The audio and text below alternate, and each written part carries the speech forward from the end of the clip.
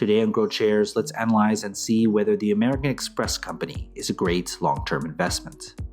The company analysis is divided into three broad factors: the business, the stock, and the price. Furthermore, these three factors are subdivided into 14 metrics that give us the complete picture of the company. Each factor and each metric are given different weight, together adding up to 100% of the overall analysis. Each factor and each metric are then given a grade from 1 to 100, with 1 being a failed investment and 100 being extraordinary. When everything is put together, a final grade will be given, also from 1 to 100. Most companies that I'll analyze in this channel will hover around a grade of 50. Companies with a final grade of 81 or higher will be included in my Great Investments playlist.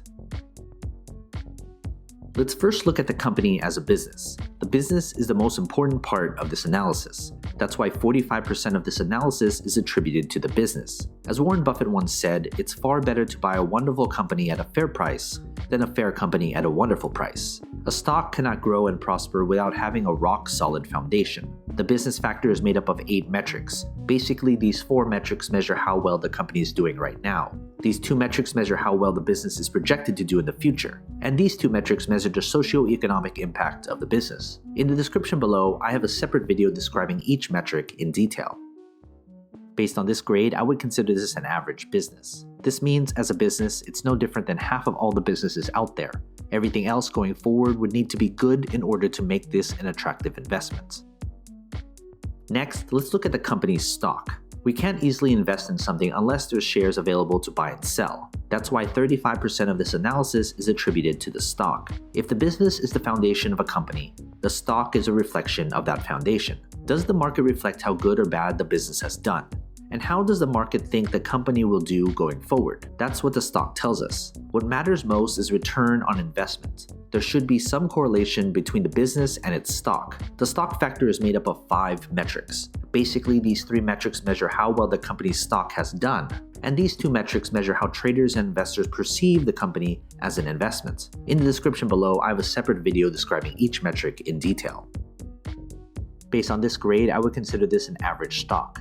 Combine that with an average or better business, this should be a company on your watch list to see if further improvement can be made.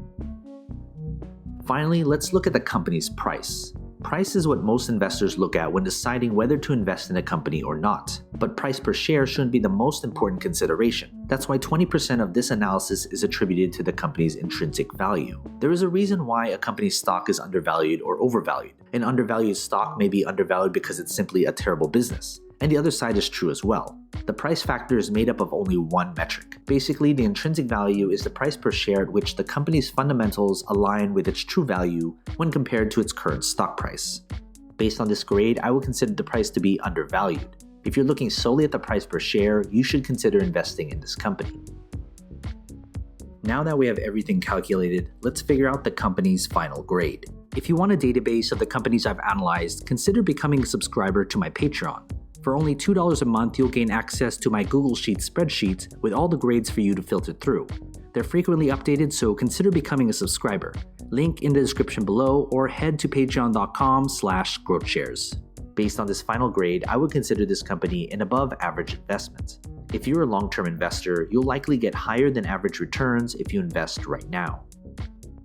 Some of you will put different importance on different aspects of my analysis. You may solely just be looking at the price per share. Others may look at the business. But if you're looking at this company as a long-term investment, you should look at all 3 factors because it paints the entire picture of the company. When it comes to the final grade, it doesn't necessarily mean I'm bullish or bearish on the company's stock. Grades are adjusted to take into account the company's industry, sector, and competition. Of course, major news does have an effect on the company, but my analysis is built upon a solid foundation that focuses on the long-term health of the company. From time to time, I will reanalyze a company and share it with you. So you've made it this far, shoot me an email. I'd love to get in touch with you and talk more.